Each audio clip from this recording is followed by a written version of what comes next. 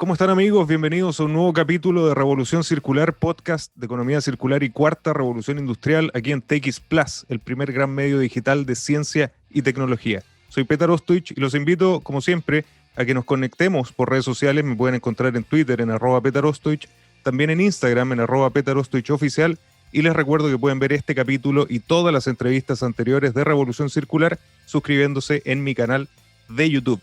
Hoy tengo un gran invitado y nos acompaña con un background maravilloso, como van a ver, Guillermo Torrealba, cofundador y CEO de Buda.com, plataforma de criptomonedas con presencia en Chile, Colombia, Perú y Argentina, con más de 350.000 clientes.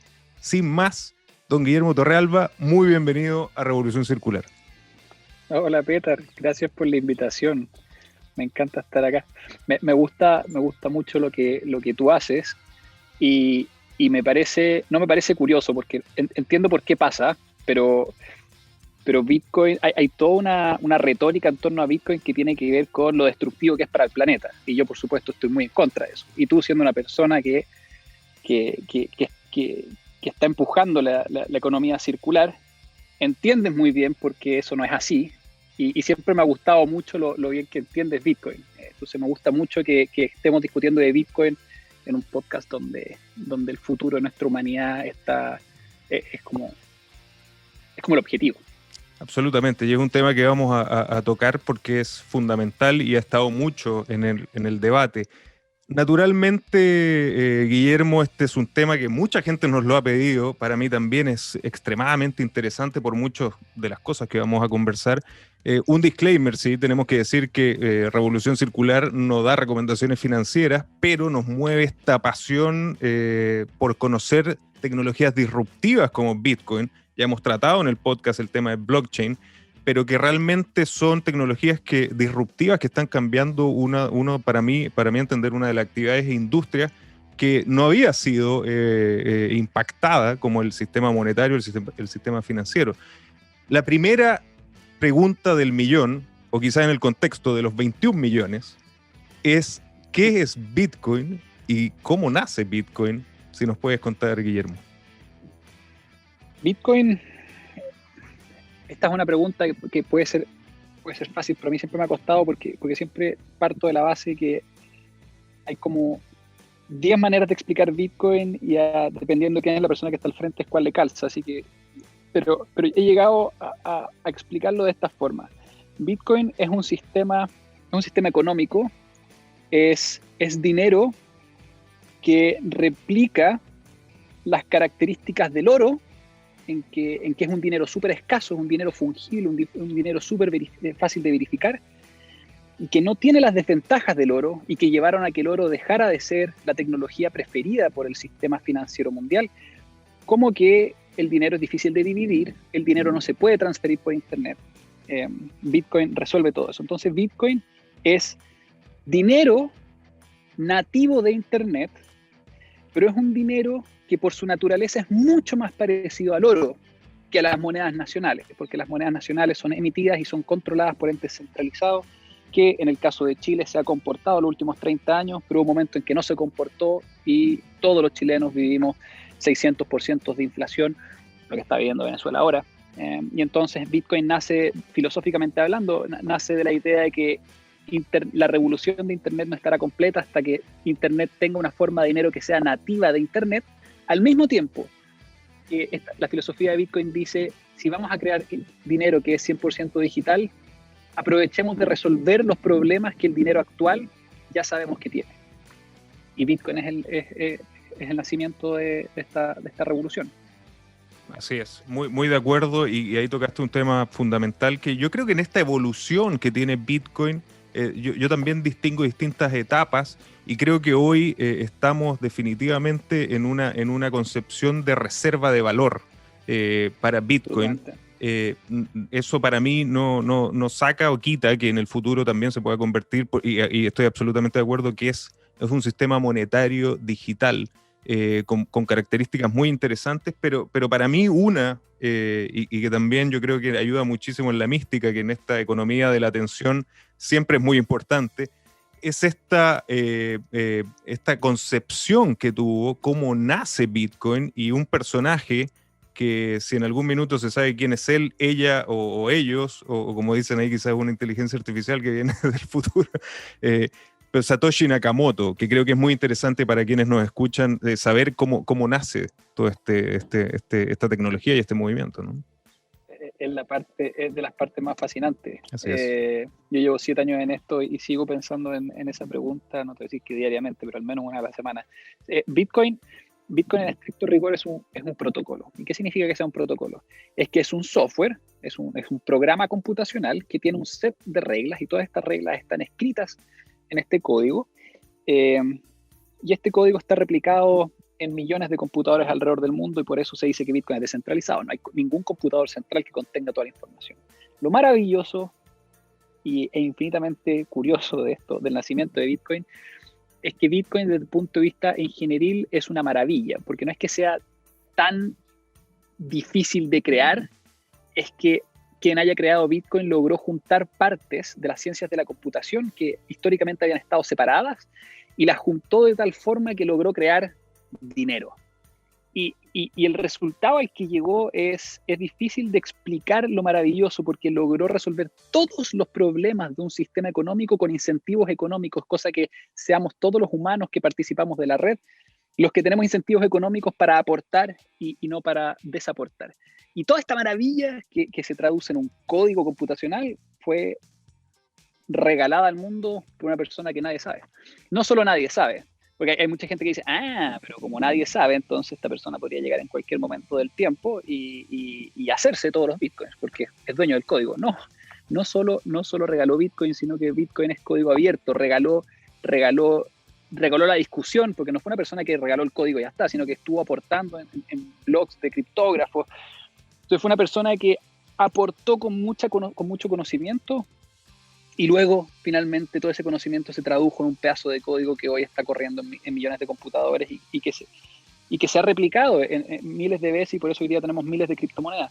Es muy difícil de entender cómo una persona, si es que está viva, si está vivo Satoshi Nakamoto, quien sea que sea, me cuesta mucho entender cómo se aguanta las ganas de levantar la mano y decir, oye, fui yo creé esta maravilla. Por supuesto, este es mi ego hablando, pero hasta donde entiendo, todos tenemos ego. Lo que creo es realmente impresionante y nadie sabe quién es. Y también cómo se aguanta de no utilizar los bitcoins que tiene en él, claro. esta persona, ¿no? Pero creo que últimamente sí hubo algunos pequeños movimientos. Pero para contextualizar, y para quienes nos acompañan, Satoshi Nakamoto, esta persona, publica el libro blanco de Bitcoin el 31 de octubre del 2008, crea el bloque de Génesis el 3 de enero del 2009 y se lanza el código el 8 de enero del 2009. Y así comienza este viaje que hoy nos coloca de hecho hoy, a mí pensaba no hablar mucho de precios porque si se ve esta entrevista en 5 años más vamos a quedar absolutamente, pero ya superó el trillón de dólares, y eso también es importante de señalar porque supera el trillón de dólares en 12 años, ganándole en rapidez a Apple, Google, Facebook y Amazon. Entonces es realmente impresionante. Pero quiero volver a un tema que tú tocaste, quizás ahí tangencialmente, pero hablaste, y creo que hay una diferencia entre Bitcoin con B larga y Bitcoin, con B mayúscula y Bitcoin con B minúscula. Creo que es importante que hagamos esa distinción.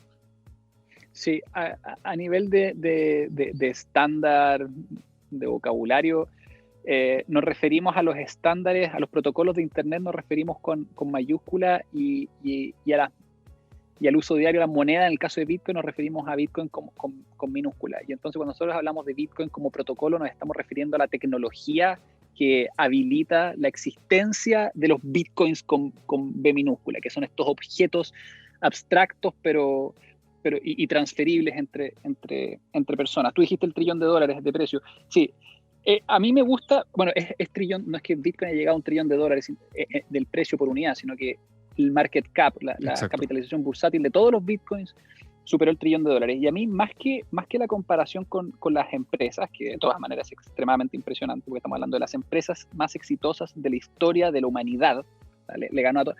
Pero a mí lo que más me sorprende, Porque Bitcoin en el estricto rigor no es un activo, no es como una empresa en que genera capital, sino que es mucho más parecido a una moneda. Y en ese sentido, a mí me parece mucho más impresionante que Bitcoin sea hoy día la sexta moneda más grande del mundo. Y la gente no tiene idea. Estamos hablando de 190 países, lista los 190 desde la moneda más grande, que es el dólar, después está el yuan.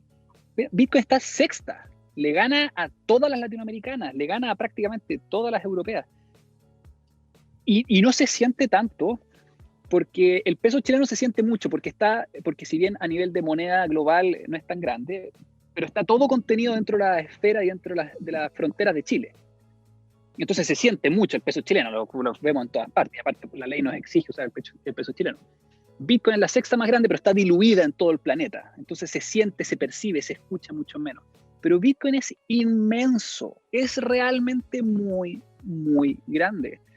Yo creo que la gente que está recién entrando a esto no percibe lo gigante que es esta industria. Es muy, muy grande y está creciendo muy rápido. ¿Cuáles son para ti las características, o cuáles son las características de Bitcoin para que los que nos acompañan lo entiendan? La escasez real, que también cuando uno empieza a leer hay dos cosas escasas en el universo prácticamente hoy, es el tiempo y Bitcoin. Si pudiéramos profundizar un poco en eso para que la gente también sepa sobre estos 21 millones, también la divisibilidad de Bitcoin y nos vayamos interiorizando un poco en sus detalles. Esa cita es muy buena porque yo creo que mucha gente dice, pero qué ridículo, es más grande. No es tan ridículo. Bitcoin intenta replicar al oro y el oro, hasta el nacimiento de Bitcoin, el oro era de las cosas más escasas que hay en la Tierra. Y en general los metales pesados son ascendentemente más escasos. Pero resulta que está lleno de oro en el universo. Ni siquiera nos consta cuánto oro hay en la Tierra, pero sí sabemos que el universo está lleno de oro. No solo así, tanto así que ahora hay empresas que están construyendo satélites que van a ir a hacer minería de esteroides. Bitcoin está limitado a 21 millones. Hoy hay casi 19 millones de Bitcoins en circulación y nunca va a haber más de 21 millones, ni aunque descubramos otro planeta. El protocolo Bitcoin tiene escrita la lógica de cómo pasamos de 0 Bitcoins a 21 millones de Bitcoins y esa regla es inalterable. Esa es la regla más importante de Bitcoin. La escasez de Bitcoin es absoluta, no es teórica, no es relativa, no. La cantidad de Bitcoins máximo que va a haber en circulación depende de la aritmética, de cómo va multiplicando la tasa de emisión. Esa regla es muy importante porque esa regla nos permite tener perfecta certidumbre respecto a cuántos Bitcoins va a haber mañana. O sea, por ejemplo, si es que el peso chileno, si pasara algo extraordinario, no va a pasar nunca, pero imagínate el peso chileno se transformara en la moneda preferida por el mundo entero. El Banco Central tendría que empezar a emitir pesos. No querría que el poder adquisitivo del peso aumente. De hecho, el Banco Central quiere que el poder adquisitivo del peso disminuya en el tiempo, a una tasa entre el 2 y el 4%. Esto está escrito por decreto. Si es que Bitcoin se vuelve popular, hoy día Bitcoin representa como el 1% de su potencial. Si Bitcoin se vuelve popular, supongamos que alcanza el 50% de su potencial. Nadie puede emitir más Bitcoins. La única consecuencia de mercado es que el precio de Bitcoin suba acorde. Esa es la regla más importante. Y la segunda regla más importante es la descentralización. Es el hecho de que no hay ninguna persona, ninguna empresa, ningún gobierno que tiene ninguna potestad para modificar una regla en desventaja de la mayoría. El protocolo Bitcoin va mejorando, se va actualizando, como es código, puede ir evolucionando en el tiempo, pero todas las mejoras que se le hacen al protocolo Bitcoin se agregan con consenso. ¿Y con consenso de quién? Con consenso de quienes corren un nodo. ¿Y quienes corren nodos? Quienes están interesados en que la cuestión funcione, a quienes tienen Bitcoin. Entonces la descentralización y la escasez son clave. Y el hecho de que sea open source también, o sea, que cualquier persona pueda construir sobre este protocolo también es esencial. Y tú hablaste de la divisibilidad. Hablamos de 21 millones de Bitcoins y hay personas que dicen como, chuta, pero somos 7.000 millones de personas en la Tierra, no alcanza ni siquiera por... Claro, pero decir Bitcoin es como decir Luca. La Luca está compuesta de 1000 partes básicas. Bitcoin está compuesto de 100 millones de unidades básicas a las que le llamamos Satoshi, en honor al creador. Entonces realmente no es que haya solo 21 millones de unidades, hay 21 millones de unidades por 100 millones cada una. Hay 2100 trillones de satoshis es el cálculo final. Buena. Sí. Buena. Y eso es súper importante que las personas lo entiendan. Si alguien quiere introducirse en el mundo de Bitcoin, no es necesario comprar uno, que ahora es poca gente, yo creo, que tiene acceso pero puede adquirir un Satoshi, si es que así lo desea. Otra de las características, Guillermo, también es esto que está definido por código, que yo creo que también era súper importante para el precio en una etapa previa, que es el halving, ¿no? Que hay, que quizás sería interesante que lo explicaras para los que nos acompañan. Muy buen punto. El halving es un fenómeno que yo le iba agarrando cada vez más cariño en la medida que conozco más de esta tecnología y nunca dejo de conocer eso de esta tecnología. Llevo 7 años en esto, voy a cumplir 8 ya.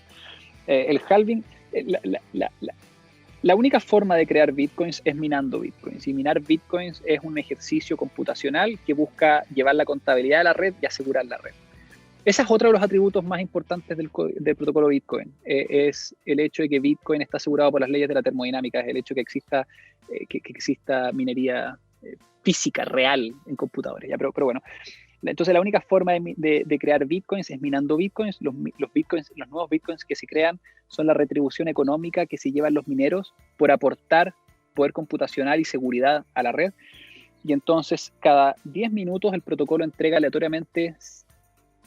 entregaba 50 bitcoins cada 10 minutos. Y esos 50 bitcoins iban a caer como premio a uno de todos estos mineros.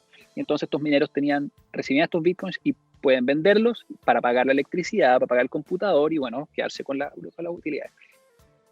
El protocolo dice cada 10 minutos se reparten 50 nuevos bitcoins. Se crean 50 nuevos bitcoins. Esa es la única forma de que se crean bitcoins. Entonces al principio de los tiempos no existían bitcoins.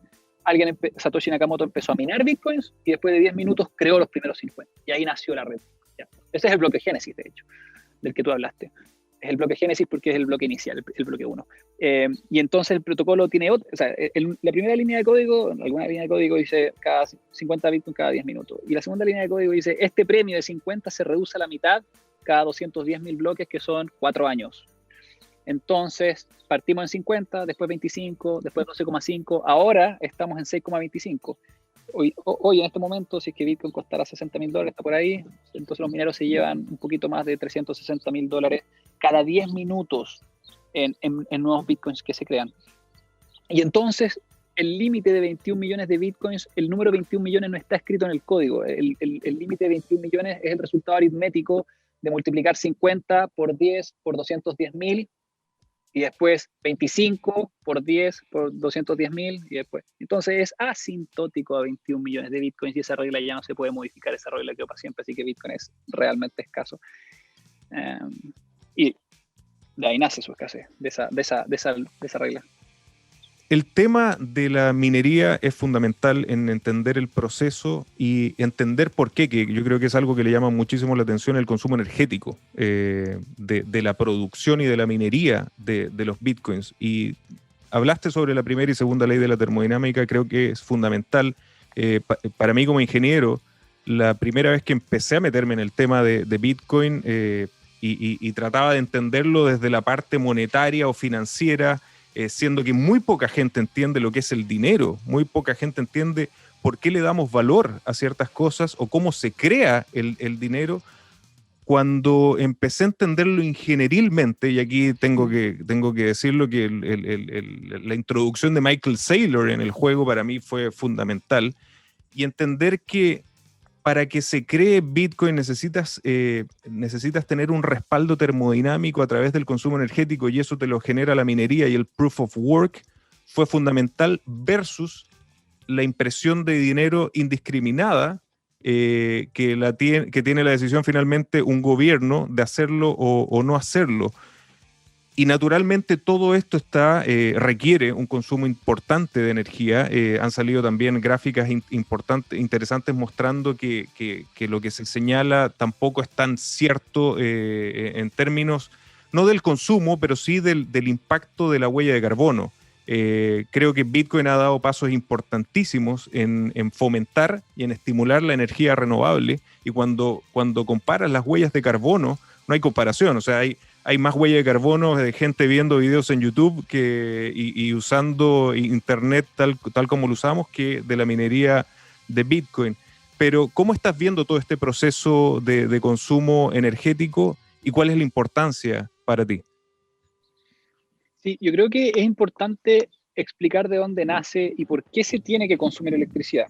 Sí. Bitcoin logra ser descentralizado porque la base de datos que contiene, el gran libro contable que contiene la historia de todas las transacciones que han ocurrido y las que están ocurriendo ahora en tiempo real, está replicado, no está como en el servidor del Banco Central, donde si alguien se mete algún hacker se llega a meter a ese servidor, entonces puede modificar los datos. Esta base de datos que contiene toda la historia contable de todas las transacciones históricas de Bitcoin está replicado en millones de computadores alrededor del mundo. Entonces, cuando Petar me manda un Bitcoin, yo no tengo que confiar en lo que me dice, yo reviso mi propia versión de la base de datos y yo compruebo que Petar tiene un Bitcoin para mandarme.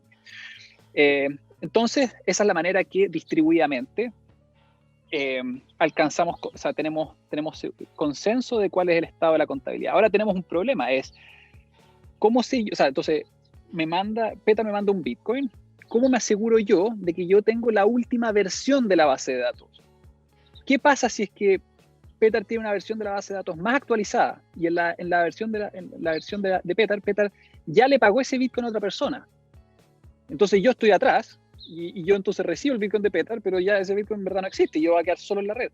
Entonces Satoshi Nakamoto dijo, la contabilidad de la red Bitcoin no se va a llevar de manera continua, porque si no tenemos este problema, yo no estoy seguro si que tengo la última versión, la contabilidad de la red Bitcoin se va a llevar de manera discreta. Cada 10 minutos se va a actualizar para todo el mundo la última versión de la base de datos. Entonces, básicamente lo que yo pregunto es, consulto si es que tengo la última versión de la base de datos, que esos son los bloques, por eso se llama blockchain, es cadena de bloques. Cada bloque contiene 10 minutos de transacciones. Entonces, yo siempre me preocupo de tener el último bloque. Entonces, cuando alguien me manda un Bitcoin, yo reviso el último bloque, que es el mismo bloque que tienen todos, y entonces resuelvo el problema de tener la duda si es que Petar tiene o no ese Bitcoin. Ok, entonces resolvimos el problema de la coordinación, de la sincronización. Todos están viendo el último bloque y el protocolo Bitcoin se actualiza en bloques y esos bloques se esparcen por la red de manera súper rápida porque son súper livianos, pesan solo 1 mega. ¿Y por qué necesitamos consumir electricidad? Porque cada uno de estos bloques, entonces resolvimos el primer problema de cómo me aseguro yo que tengo la versión actualizada, pero ahora cómo me aseguro yo de que nadie adultere la información de los bloques anteriores. Entonces, cada bloque de la red Bitcoin trae un sello criptográfico, un sello que emplata a computadores que están diseñados y fueron construidos específicamente para resolver un problema matemático de Bitcoin. En promedio gastan $360,000 en electricidad cada 10 minutos para cifrar la base de datos de Bitcoin y ponerle un sello. Y entonces cuando yo estoy mirando la última versión, el último bloque de la base de datos, yo me aseguro de que tenga el sello criptográfico y por lo tanto es verídico. Si llega alguien, yo soy un hacker entonces, yo digo, voy a adulterar el último bloque, yo voy a tener que aportar $360,000 en electricidad y lo que eso significa en poder computacional, en infraestructura. Voy a tener que volver a cifrar el código de Bitcoin y básicamente ganarle a todo el resto de los millones de personas que están colaborando, a todo el resto de los millones de mineros que están colaborando.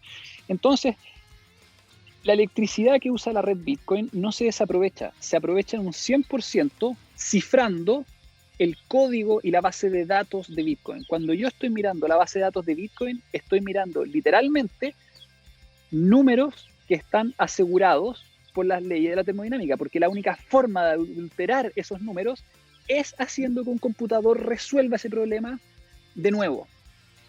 Entonces, esa es electricidad que se usa. Cuando dicen Bitcoin no tiene ningún respaldo, puede que no tenga ningún respaldo económico y en ese sentido el precio de Bitcoin está basado exclusivamente en la fe, pero a nivel de datos, no hay nada más respaldado que Bitcoin. No hay ninguna base de datos que esté más respaldada que la base de datos de Bitcoin. Está mucho más escrita, la probabilidad de adulterar la red Bitcoin es prácticamente inexistente. Así es. Y quizás también, y eso es lo maravilloso quizás del viaje de Bitcoin, ¿no? Uno no solamente aprende de la tecnología, sino que, y esto es algo común de toda la gente que se ha dedicado a estudiarlo, ¿no? Y a utilizarlo, aprendes de filosofía, aprendes de teoría de juegos, aprendes de psicología, aprendes de ciencia, y llegas, yo creo, a concentrar conocimiento que para mí como ingeniero fue muy interesante, porque finalmente te cuestionas, ¿qué es la riqueza? Y la riqueza es energía. Y cuando tienes un Totalmente. sistema que finalmente actúa como una batería de la energía monetaria, de la riqueza del mundo, realmente es algo impresionante. Y cuando lo sumas a la historia que recién nos cuentan, ¿no? de cómo fue concebido el Bitcoin, es realmente impresionante, y por eso la importancia de tratar en un podcast como Revolución Circular, que habla de las tecnologías de la cuarta revolución industrial, que blockchain definitivamente ya se convirtió en una, siendo que es una tecnología tan reciente. También es importante por el lado de la economía circular, porque es la desmaterialización de, como señalábamos al comienzo, el sistema financiero y monetario. ¿Cómo tú ves, Guillermo, el futuro de Bitcoin en términos de seguir como reserva de valor, de ser utilizado como dinero? ¿Cómo ves este camino hacia lo que algunos denominan la hiperbitcoinización? Yo creo que en el largo plazo es inevitable que Bitcoin se transforme en una moneda, entendiendo la moneda como esta tecnología que tú usas para pagar. Pero para que sea una moneda, esta es mi forma de explicarlo. Para que una tecnología sea usada, para que Bitcoin sea usado como moneda, comercios tienen que aceptarlo como medio de pago. Para que los comercios estén dispuestos a aceptar Bitcoin como medio de pago, tienen que saber que tienen una probabilidad alta de que a los clientes a quienes le ofrezcan este medio de pago, paguen con este medio de pago, porque tiene un costo económico, operativo, financiero, soportar un nuevo medio de pago. Entonces tiene que haber un incentivo. Entonces, solamente va a ser moneda cuando los comercios estén dispuestos a aceptarlo como medio de pago. Solamente los comercios van a estar dispuestos a aceptarlo como medio de pago cuando suficiente gente tenga bitcoins para pagar. Y hoy entre el 1 y el 3% de la población mundial tiene bitcoins. Y los que tienen bitcoin no los tienen porque es una buena forma de moneda, lo tienen como inversión. Y los tienen como inversión porque el precio sube. Y el precio sube porque como aumenta su popularidad, aumenta su demanda. Como no puede aumentar su demanda, como aumenta su demanda, y como no puede aumentar la oferta porque la emisión de bitcoins es fija, entonces el precio sube, la gente compra como inversión, y en la medida que más gente compra como inversión, más gente va a tener, y en la medida que más gente tenga, aumenta la probabilidad de que si un comercio lo acepta como medio de pago, haya gente que quiera pagar como medio de pago. Entonces, esta es la secuencia que yo entiendo para que Bitcoin pase de donde está hoy, donde es principalmente un medio de inversión, un instrumento de inversión, a ser una moneda. Tiene que pasar tiempo, y yo jamás juzgaría el éxito de Bitcoin porque no sirve como una moneda hoy. Yo jamás le habría pedido a Bitcoin que fuera una moneda hoy. Creo que eso es inevitable, y sí veo muchos beneficios sociales a una humanidad que adopta Bitcoin como estándar monetario, y el que a mí más me gusta resaltar, porque es del cual estoy más convencido, es el efecto que tiene sobre el consumo, que dependamos de monedas fiduciarias que se devalúan versus monedas como Bitcoin que se evalúan. ¿Y por qué digo esto?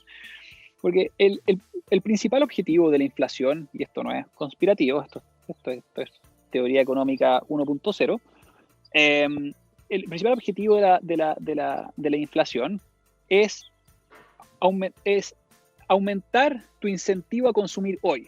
Porque si tú guardas tu plata en pesos, mañana va a valer menos. Llevémoslo al extremo, llevémoslo al caso de Venezuela, porque con inflación del 3% como que no nos hace tanto sentido. Pero llevémoslo al caso de Venezuela con 1.000.000% de inflación. O tú compras hoy, o mañana vas a poder comprar un tercio. Es así de literal. Bueno, el caso chileno es mucho, mucho más suave que eso, pero igual existe en todo el mundo, porque todo el mundo funciona bajo monedas fiduciarias, o sea, monedas inflacionarias. Entonces, en todo el mundo tenemos un incentivo a consumir hoy, es un incentivo que no percibimos claramente, está inserto en nuestra manera de comportarnos económicamente. Entonces tenemos un incentivo a consumir hoy versus mañana. Si es que, yo realmente creo que ese ha sido el principal catalizador para transformarnos en una sociedad hiperconsumista, donde estamos comprando tonteras que no necesitamos, el tercer par de zapatillas, las luces de Navidad. ¿Qué pasa si es que en verdad tuviéramos una moneda cuyo poder adquisitivo aumentara en el tiempo y yo tuviera un incentivo económico para no comprarme el tercer par de zapatillas hoy, porque si yo guardo, entonces mañana vamos a poder comprar, no sé, mi primera televisión? Pues no me alcanza la televisión hoy día, me alcanza el par de zapatillas, pero espero un poquito y sí me alcanza la zapatilla, la televisión. Con la plata chilena, o sea, con la plata normal, eso jamás va a pasar. O sea, si no te alcanza para la zapatilla hoy, menos te alcanza para la televisión mañana. Entonces, el efecto que puede tener sobre el hiperconsumo, el hecho de que la humanidad pase de las monedas fiduciarias que hoy día conocemos a monedas como Bitcoin, es inmenso. Yo creo que para efectos de salvar la Tierra, de salvar nuestro futuro, de parar de destruir nuestro medio ambiente, parte de este cambio de lógica en los incentivos que nos trae el sistema económico sobre el cual está construida nuestra industria financiera. Y por eso tiene mucho que ver Bitcoin y por eso quisimos tratarlo en Revolución Circular, porque absolutamente de acuerdo, la tecnología nos ha demostrado que en la práctica ha sido deflacionaria, pero hoy que se transforma en dinero y que lo vemos en la práctica, y estoy absolutamente de acuerdo contigo que tenemos todavía etapas muy interesantes que transitar para que el Bitcoin se convierta en una moneda. Y a todos los que están en el tema los invito a que vean, ¿no? el Stock to Flow Model de Plan B, donde creo que hay un camino muy interesante y hoy el usar un Bitcoin o un Satoshi, yo creo, o algunos Satoshis para comprar un café es una pérdida tremenda que no se la recomiendo a nadie en esta etapa y quizás por muchos años más. Guillermo, para terminar la última pregunta, yo creo que tú tienes data que es súper interesante, no como nosotros, tú al tener Buda.com y tener más de 350.000 clientes en toda América Latina, ves también cuál es la utilización o qué está pasando, ¿no? con los bitcoins particularmente, también, bueno, criptomonedas, pero hoy nos interesa hablar particularmente de Bitcoin. ¿Qué se está haciendo? ¿Hay un hodling? ¿Se está utilizando vi alguna entrevista súper interesante con el Dani Undurraga de Corner Shop, que se utiliza para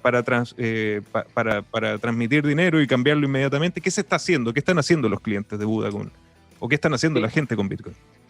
En general, el caso de uso principal sigue siendo inversión. Hay mucho hodler. Hodler es una nomenclatura del mundo Bitcoin que tiene que ver con hold, con mantener, guardar. Una vez que compras, guarda. Porque Bitcoin es súper volátil, entonces se recomienda siempre que si vas a invertir en Bitcoin lo hagas a largo plazo, cosa que los vaivenes se corrijan en el largo plazo. El principal caso de uso sigue siendo inversión de largo plazo, pero cada vez vemos más personas que están usándolo para mandar plata al extranjero y en ese sentido nosotros en Buda tenemos miles de clientes que son venezolanos y que usan Bitcoin mensualmente o diariamente para mandar plata de vuelta a su país, y ese es un caso de uso que a mí me encanta porque es un caso de uso real. Hay gente que dice, pero Bitcoin no sirve para nada. Falso, hay gente cuya vida depende de Bitcoin y que la gente no sabe porque estamos viviendo una realidad donde no tenemos esos problemas, pero Bitcoin hoy funciona en países donde la situación es más precaria y naturalmente funciona más donde es precario que donde funciona bien la alternativa, que es el sistema financiero tradicional. Entonces, caso de uso de medio de transferencia cada vez más popular. De hecho, hay empresas de remesas que son clientes de Buda y que a sus clientes les ofrecen un tipo de cambio, por ejemplo, peso bolívar. Jamás tocan la palabra Bitcoin, pero cuando el cliente le transfiere plata, ellos están conectados a Buda por la API y ellos automáticamente compran Bitcoin, los mandan para afuera y entonces el cliente final está usando Bitcoin en su transferencia internacional sin saberlo, y es un caso de uso que me encanta. Y otro caso de uso que está volviéndose cada vez más popular es el de Bitcoin como medio de pago.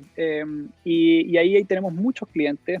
De hecho, yo cada vez que puedo pagar con Bitcoin lo hago, y lo que hago es, yo tengo un pozo de plata con el que yo quiero quiero gastar. Entonces tengo mis bitcoins que son inversión y después tengo otro pozo de plata. Entonces si quiero pagar algo con bitcoin, lo hago. Para mí, yo lo hago más porque me gusta la tecnología y me gusta la experiencia. Pero yo tengo tarjeta de crédito, yo podría hacerlo con tarjeta de crédito, pero tenemos muchos clientes que no tienen tarjeta de crédito y están empezando a pagar en Steam, juegos o en algunos servicios. Ahora PayPal va a empezar a aceptar Bitcoin como medio de pago. Y entonces es un caso de uso que hace 5 años no existía y hoy es mucho más popular. El caso de uso de Bitcoin como un medio para transferir valor por Internet. Súper interesante, y ahí también es la realidad latinoamericana y de nuestros países es absolutamente distinta de repente cuando uno está en otras realidades, viendo cómo es el comportamiento y la realidad de Bitcoin. Súper interesante, y me llamó muchísimo la atención ese caso en particular cuando escuché esa entrevista. Guillermo, lamentablemente se nos va el tiempo. Desde ya te dejo invitado para otro capítulo porque esto da para muchísimo más, y creo que es una de las tecnologías y una de las revoluciones más grandes que estamos viendo y que es la puerta de entrada hacia esta nueva era digital. Así que muchísimas gracias por acompañarnos en Revolución Circular. Gracias a ti, Peter, me encantó la conversa. Muchas gracias, y a ustedes, amigos, también agradecidos por acompañarnos en este capítulo, y recuerden que los espero la próxima semana con otra mente brillante de la cuarta revolución industrial y de la economía circular. Nos vemos.